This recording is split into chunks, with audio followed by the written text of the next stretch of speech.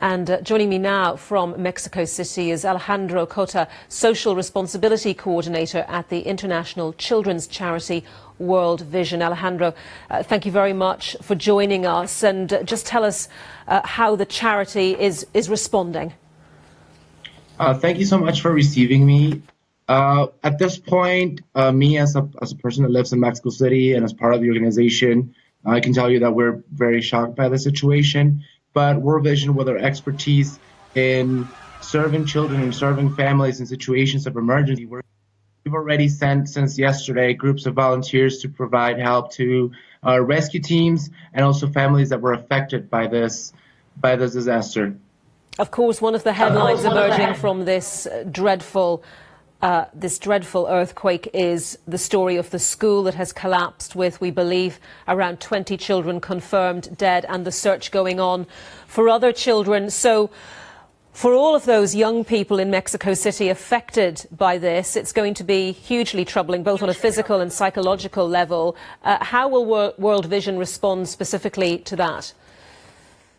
Well, first of all, we provide with the first emergency kits in regards to water, hygiene, and food, which is like the first necessities. But also, World Vision will work with something that we call espacios amigables, or friendly spaces for children, which we provide attention through games and through recreational activities to children, so that we can provide contention to them as being affected.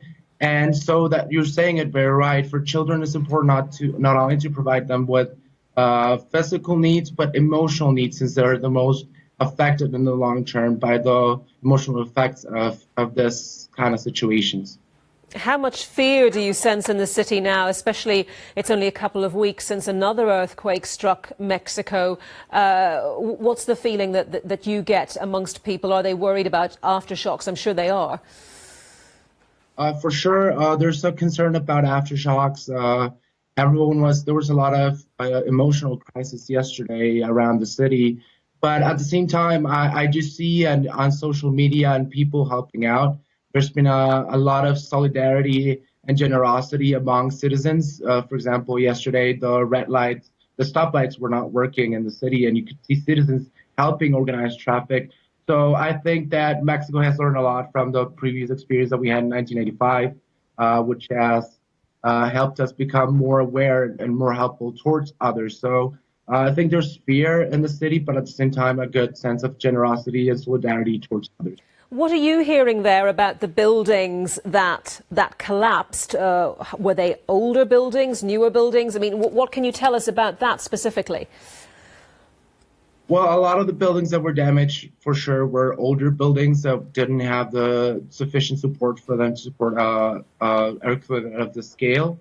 Out of the 44 buildings that were affected, there's still 38 buildings in which they're still searching people and rescuing people. So that is the main concern. But it sounds like there's still very much the hope that some survivors will be found there. Yes, we always keep the hope that survivors will be found. Okay, Alejandro, thank you very much for talking to us, and we wish you well with your work there. Alejandro Cota from World Vision in Mexico.